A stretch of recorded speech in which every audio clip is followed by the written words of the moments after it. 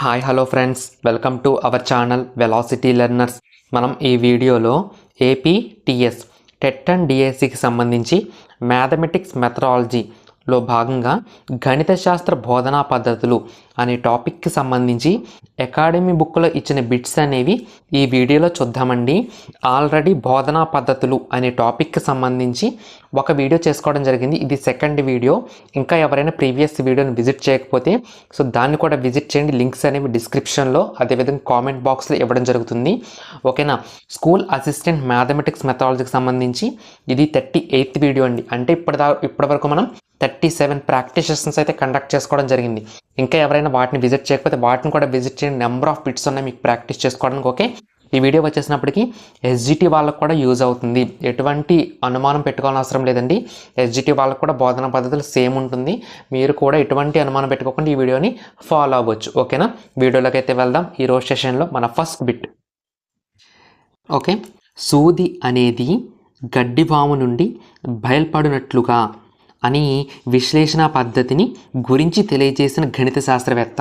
ఓకేనా, సూది అనేది గడ్డివాము నుండి బయల్పడినట్లుగా అనేది విశ్లేషణ పద్ధతి గురించి తెలియజేసిన గణిత శాస్త్రవేత్త యంగ్.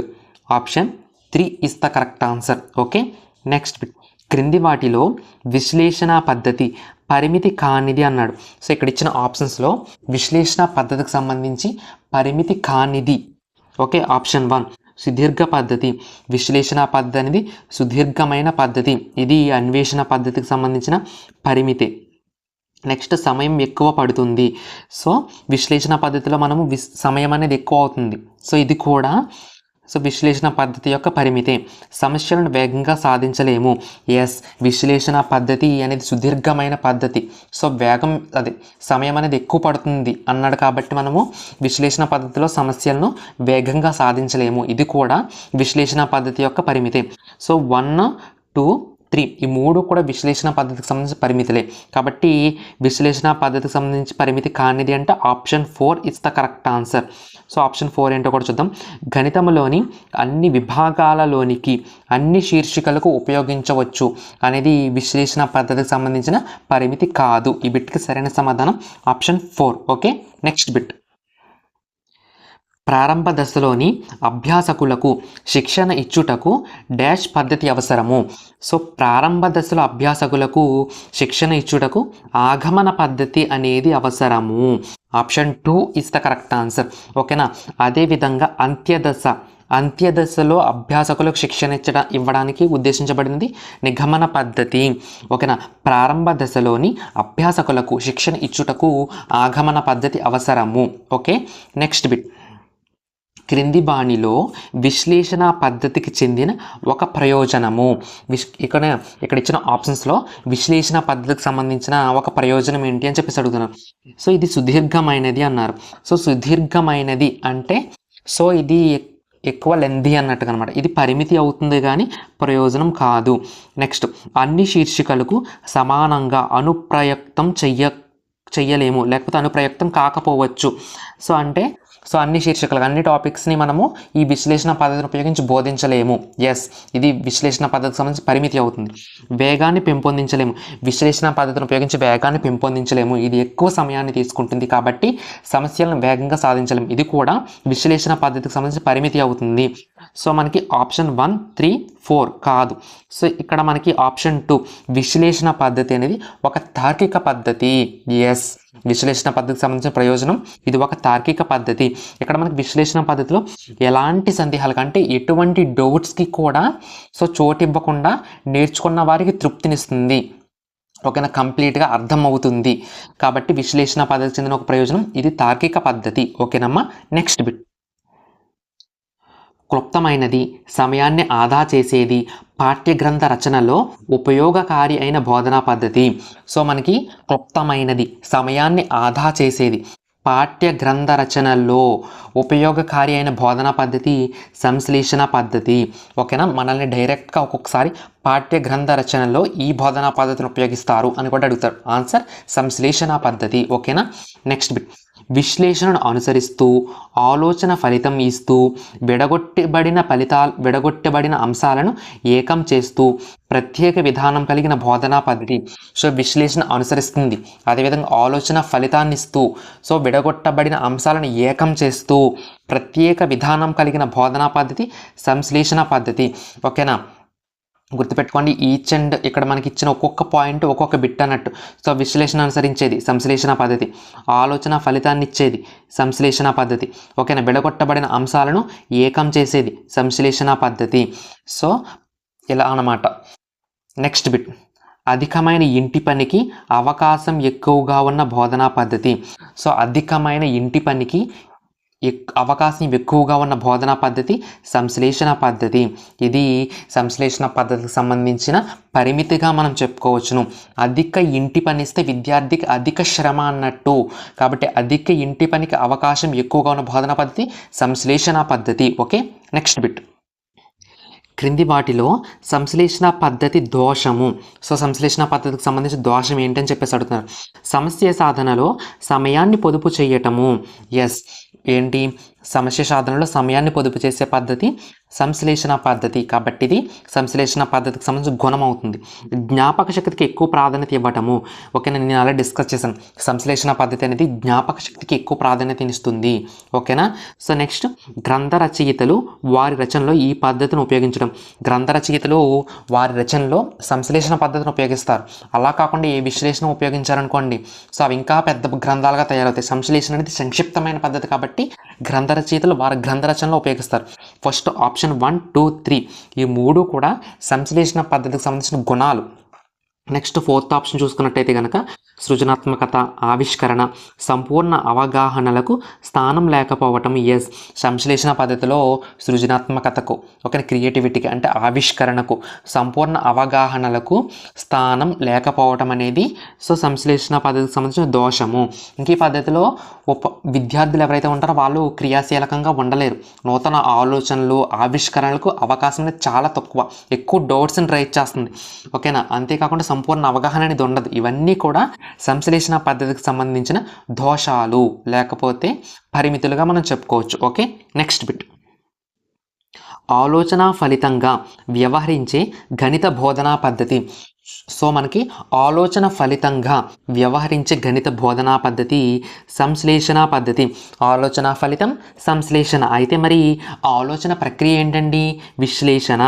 ఆలోచన ఫలితం సంశ్లేషణ, ఆలోచన ప్రక్రియ విశ్లేషణ. ఓకేనా, నెక్స్ట్ బిట్, B/C = D/E అయితే B+C/B-C D+E/D-E అని నిరూపించుటకు ఉపయోగించు బోధనా పద్ధతి. ఓకేనా, B/C = D/E అయితే B+C/B-C D+E/D-E అని నిరూపించుటకు ఉపయోగించు బోధనా పద్ధతి సంశ్లేషణ పద్ధతి. సో ఇక్కడ చూసుకున్నట్టయితే కనుక మనం ఇక్కడ ఎలా వెళ్తున్నాము, అసలు ఇక్కడ ఏమి ఇచ్చారు? ఓకేనా, ఏమి ఇచ్చారు? B/C = D/E అని ఇచ్చారన్నమాట. సో ఇక్కడ మనం ఏం ప్రూవ్ చేయాలి అంటే దత్తాంశం నుంచి సారాంశం వైపునకు వెళ్తున్నాము. దత్తాంశం నుంచి సారాంశం వైపునకు వెళ్ళే పద్ధతి సంశ్లేషణ పద్ధతి. ఓకేనా, ఈ బిట్కి సరైన సమాధానం ఆప్షన్ 1. ఓకేనా, ఈ మోడల్ బిట్స్ ఎగ్జామ్లో అడుగుతానికి అవకాశం ఉంది, కేర్ఫుల్గా నేర్చుకోండి. ఓకేనా, నెక్స్ట్ బిట్, సంశ్లేషణ పద్ధతి యొక్క ముఖ్య లక్షణము. సంశ్లేషణ పద్ధతి యొక్క ముఖ్య లక్షణం ఏంటని అడుగుతున్నారు. సో ఒకసారి నేను మొత్తం చెప్తున్నాను. ఇది దత్తాంశం నుంచి సారాంశం వైపునకు సాగుతుంది. సంశ్లేషణ పద్ధతి అనేది దత్తాంశం నుంచి సారాంశం వైపునకు సాగుతుంది. నెక్స్ట్ అదేవిధంగా తెలిసిన విషయాల నుంచి తెలియని వాటి వైపుకు వెళుతుంది.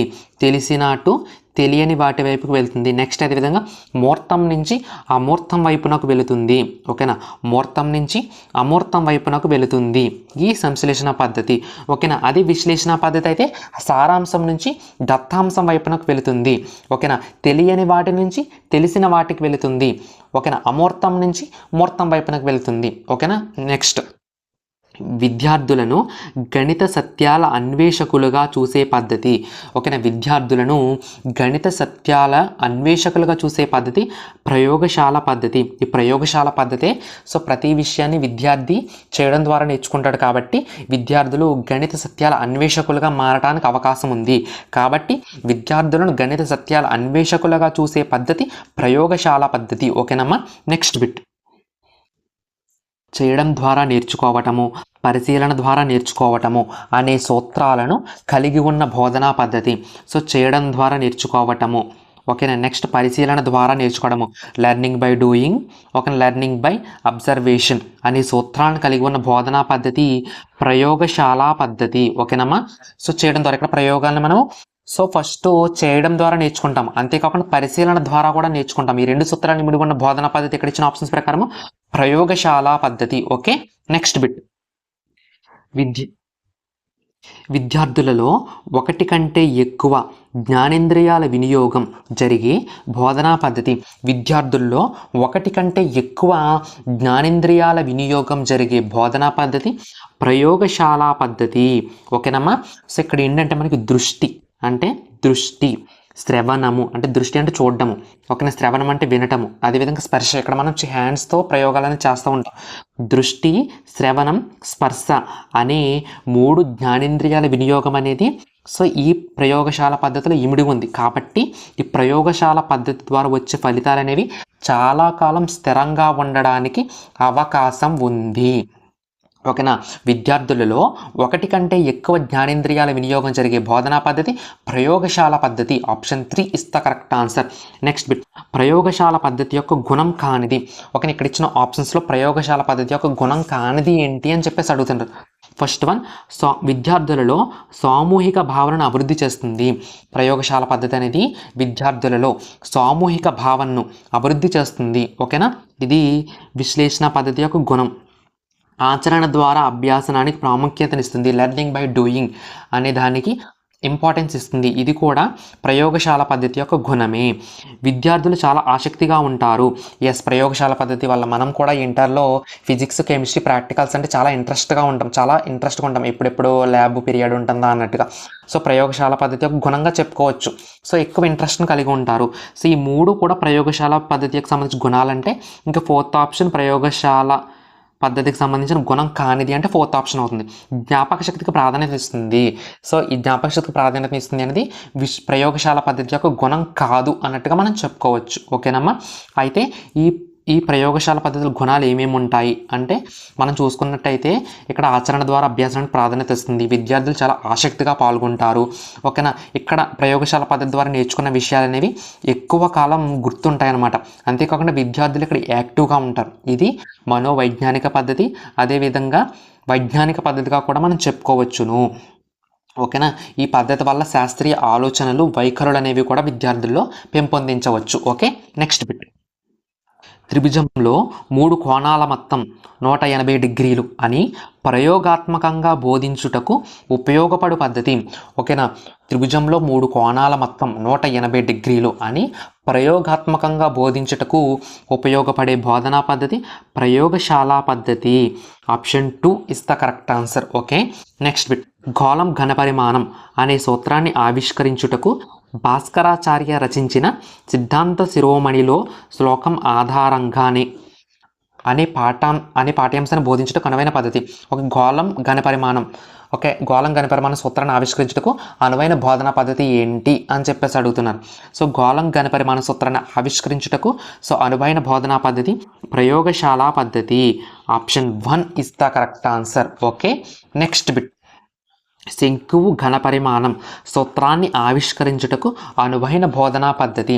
శంకువు యొక్క ఘనపరిమాణం యొక్క సూత్రాన్ని ఆవిష్కరించడానికి అనువైన బోధనా పద్ధతి ప్రయోగశాల పద్ధతి. Option 3 is the correct answer. Okay.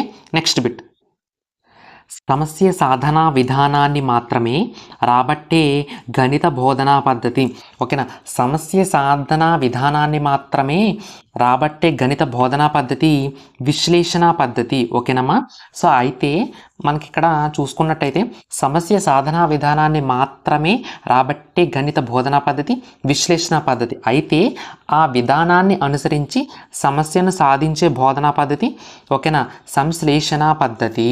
ఓకేనా, ఈ విశ్లేషణ పద్ధతి అనేది ఏంటంటే సంశ్లేషణకు ముందుండి దారి చూపుతుంది.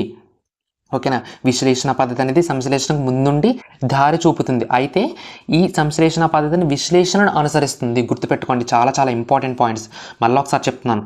సమస్య సాధనా విధానాన్ని ఓకేనా సమస్య సాధన విధానాన్ని మాత్రమే తెలుసుకోగలం. ఏ పద్ధతి? విశ్లేషణ పద్ధతి.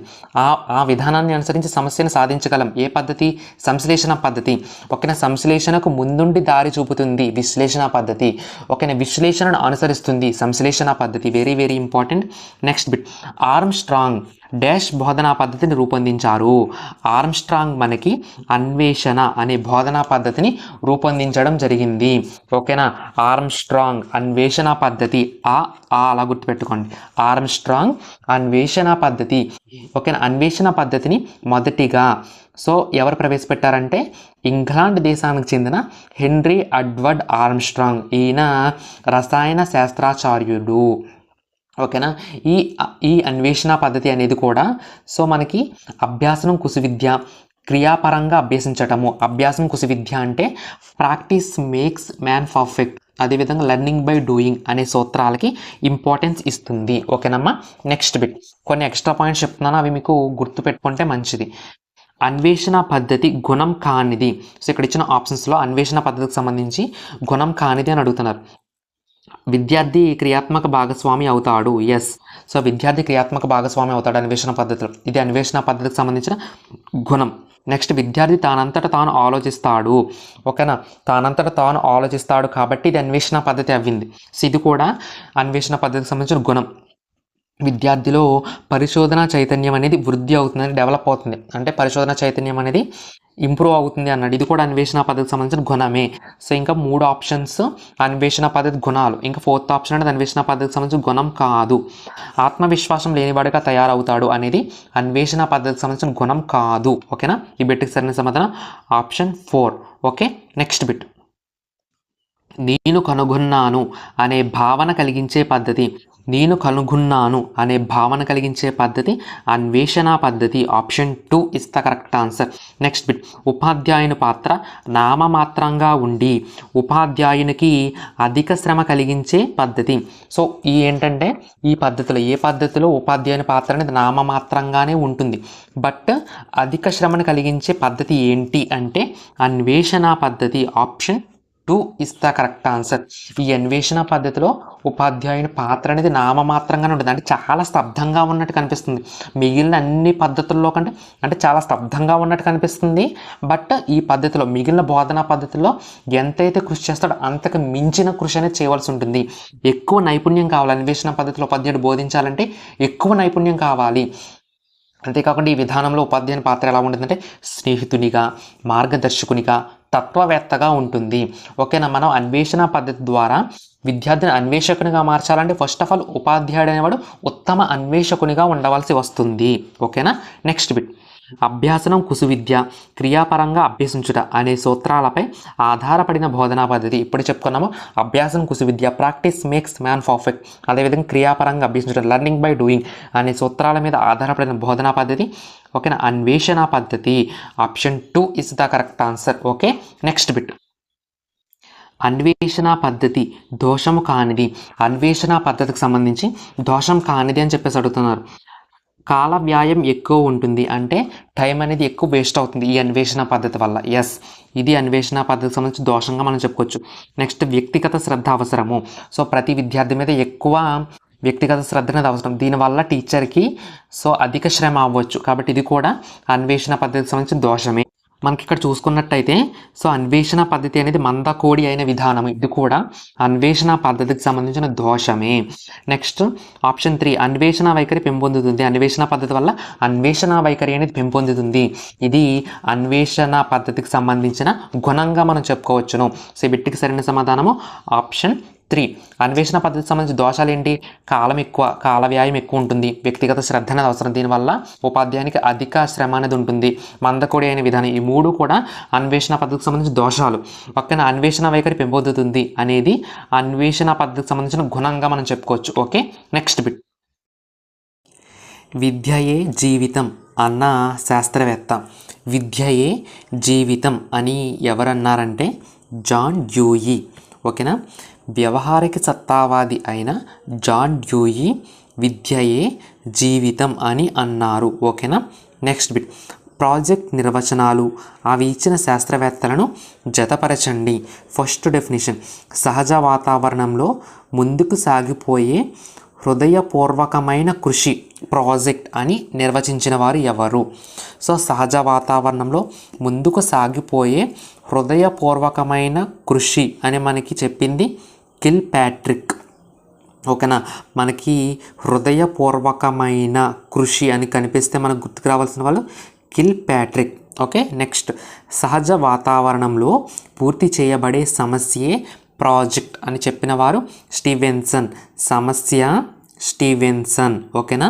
సహజ వాతావరణంలో పూర్తి చేయబడే సమస్యే ప్రాజెక్ట్ అని మనకు చెప్పింది స్టీవెన్సన్.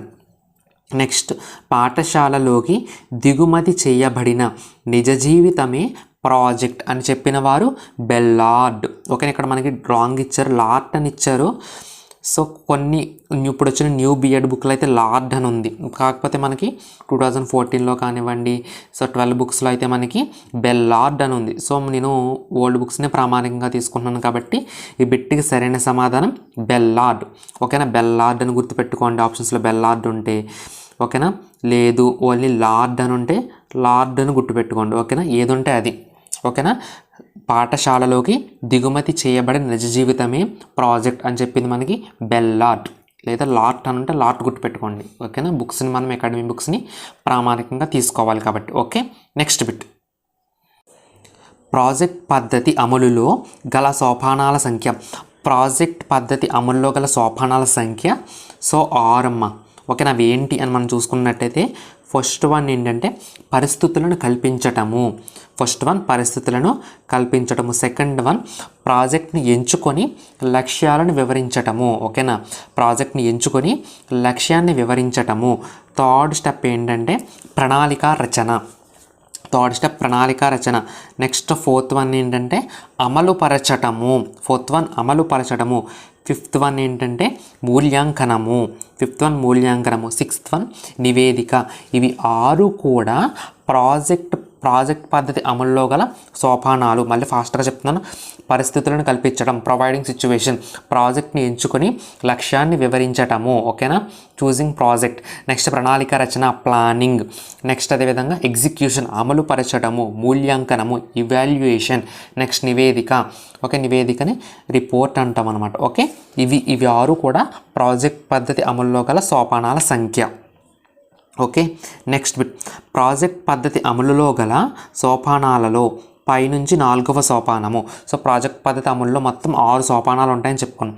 ఆ 6లో పైనుంచి 4వ సోపానం ఏంటంటే ప్రాజెక్ట్ను అమలుపరచడము, ఎగ్జిక్యూషన్.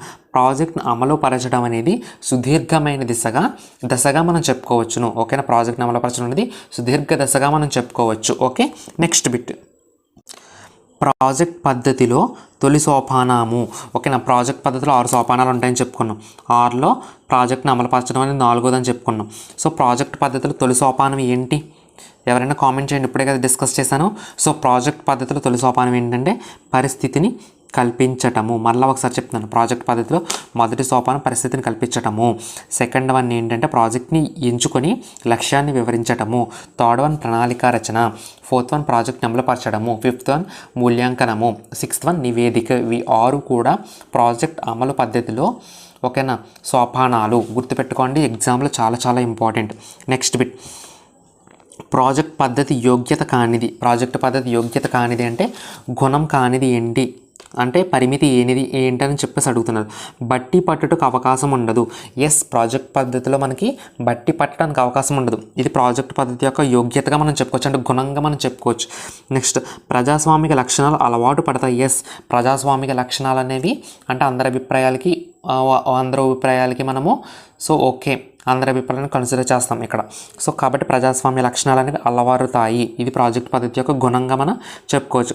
ఆత్మవిశ్వాసం స్వయం క్రమశిక్షణ అభివృద్ధి చేస్తుంది. ఆత్మవిశ్వాసాన్ని స్వయం క్రమశిక్షణ అభివృద్ధి చేస్తున్న ప్రాజెక్ట్ పద్ధతి. ఇది ప్రాజెక్ట్ పద్ధతి యోగ్యతగా మనం చెప్పుకోవచ్చు. నెక్స్ట్ సమయాన్ని శక్తిని పొదుపు చేస్తుంది. సో ప్రాజెక్ట్ పద్ధతి అనేది అధిక సమయం అధిక వ్యయంతో కూడుకుని ఉన్నది కాబట్టి సమయాన్ని శక్తిని పొదుపు చేస్తుంది అనేది రాంగ్ అనమాట. సో ఇదే ప్రాజెక్ట్ పద్ధతి యొక్క యోగ్యత కానిది అంటే సమయాన్ని శక్తిని పొదుపు చేస్తున్నాడు, అది రాంగ్ అండి. సో ప్రాజెక్ట్ పద్ధతి అధిక సమయంతో తీసుకుంటుంది, అంతేకాకుండా ఎక్కువ వ్యయంతో కూడుకుని ఉన్నది. ఓకేనా. నెక్స్ట్ బిట్ కిల్పాట్రిక్ ప్రకారం ప్రాజెక్టుల రకాల సంఖ్య. సో కిల్పాట్రిక్ ప్రకారం మనకి ప్రాజెక్టులు 4 రకములు. Option 3 is the correct answer. ఓకేనా. ఆ 4 రకములు ఏంటి అనే విషయాన్ని ఇప్పుడు చెప్తాను. ఫస్ట్ వన్ ఏంటంటే నిర్మాణాత్మక ప్రాజెక్టులు. దీన్నే మనం ఏమంటామంటే ఉత్పత్తిదారు రకము అంటాం. ఓకేనా, ఉత్పత్తిదారు రకము అంటాము. సెకండ్ వన్ వచ్చేసినప్పటికీ ఆనందదాయక ప్రాజెక్టులు. ఓకేనా, ఆనందదాయక ప్రాజెక్టులు దీన్నే ఏమంటారంటే వినియోగదారుల ప్రాజెక్ట్ అని కూడా అంటారు. నెక్స్ట్ థర్డ్ వన్ ఏంటంటే ప్రజ్ఞా ప్రాజెక్టులు. ఓకేనా, ప్రజ్ఞా ప్రాజెక్టులు వీటిని ఏమంటామంటే సమస్య ప్రాజెక్టులు అని కూడా అంటాము. నెక్స్ట్ ఫోర్త్ వన్ వచ్చేసినప్పటికీ జీవిత ఉపయోగ ప్రాజెక్టులు దీన్నే మనం ఏమంటామంటే శిక్షణ లేదా తర్ఫీదు ప్రాజెక్టులు అని కూడా అంటాము. ఓకేనా, మనకి ఈ ఓల్డ్ బుక్లో నిర్మాణాత్మక ప్రాజెక్టులు, ఆనందదాయక ప్రాజెక్టులు, ప్రజ్ఞా ప్రాజెక్టులు, జీవిత ఉపయోగ ప్రాజెక్టులు అని ఇచ్చారు. ఇప్పుడు మనకి రీసెంట్గా వచ్చిన బుక్స్లో అయితే ఉత్పత్తిదారుల ప్రాజెక్టు, వినియోగదారుల ప్రాజెక్టు, సమస్య ప్రాజెక్టు, శిక్షణ ప్రాజెక్ట్ అని ఇచ్చారు. ఓకేనా, ఇవి ఏమీ కాదండి, కొత్తగా ఏమీ ఇవ్వలేదు. సో వాటిని ఇలా కూడా అంటామన్నమాట. మళ్ళీ ఒకసారి చెప్తున్నాం. నిర్మాణాత్మక ప్రాజెక్టులని ఉత్పత్తిదారు ప్రాజెక్టులు అంటాము, ఆనందదాయక ప్రాజెక్టులని వినియోగదారుల ప్రాజెక్టులు అంటాము. ఓకేనా, ప్రజ్ఞా ప్రకల్పనల్ని సమస్య ప్రాజెక్టులు అంటాము, జీవిత ఉపయోగ ప్రాజెక్టులని శిక్షణ లేదా తర్ఫీదు ప్రాజెక్టులు అంటారు. గుర్తుపెట్టుకోండి, చాలా చాలా ఇంపార్టెంట్. ఓకే, అలా అదే స్టీవెన్సన్ ప్రకారం ప్రాజెక్టులు ఎన్ని రకాలు అంటే మనం ఏం చెప్తాము? స్టీవెన్సన్ ప్రకారం అయితే ప్రాజెక్టులు 2 రకాలు. అవి ఏంటంటే భౌతిక ప్రాజెక్టులు, మేధో సంపత్తి ప్రాజెక్టులు. ఓకేనా, సింపుల్గా. సో వరల్డ్ న్యూలో సేమ్ ఇచ్చారు, భౌతిక సంబంధమైనవి, మేధో సంబంధమైనవి. ఇవి స్టీవెన్సన్ ప్రకారం అయితే 2 రకాలు, కిల్పాట్రిక్ ప్రకారం అయితే 4 రకాలు. Okay, next bit. ఒక సవాలును అంగీకరించి దాని పరిష్కారం కోసం పాటుపడే ప్రక్రియే సమస్య పరిష్కారం అని నిర్వచించిన శాస్త్రవేత్త. ఓకేనా, ఒక సవాలును అంగీకరించి దాని పరిష్కారం కోసం పాటుపడే ప్రక్రియే సమస్య పరిష్కారం అని మనకి చెప్పింది ఎవరు అంటే కూనే, డేవిస్, హెండర్సన్లు. ఓకేనా, కూనే, డేవిస్, హెండర్సన్లు. ఒక సవాలును అంగీకరించి దాని పరిష్కారం కోసం పాటుపడే ప్రక్రియే సమస్య పరిష్కారం అని మనకి చెప్పింది కూనే, డేవిస్, హెండర్సన్లు. Okay, next bit.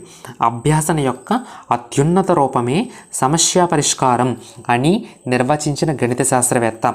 ఓకేనా, అభ్యాసనం యొక్క అత్యున్నత రూపమే సమస్య పరిష్కారము అని నిర్వచించిన శాస్త్రవేత్త ఎవరంటే Gagne. Option 1 is the correct answer. ఇదండి ఈరోజు ప్రాక్టీస్ సెషన్. ఈ ప్రాక్టీస్ సెషన్లో మనము ఆ పద్ధతులకు సంబంధించి కొన్ని ఇంపార్టెంట్ బిట్స్ని డిస్కస్ చేసాం. నెక్స్ట్ వీడియోలో రిమైనింగ్ బిట్స్ అన్నీ కూడా నెక్స్ట్ వీడియోలో డిస్కస్ చేద్దాం. Okay, thanks for watching. Please subscribe velocity learners. All the best guys. Thank you.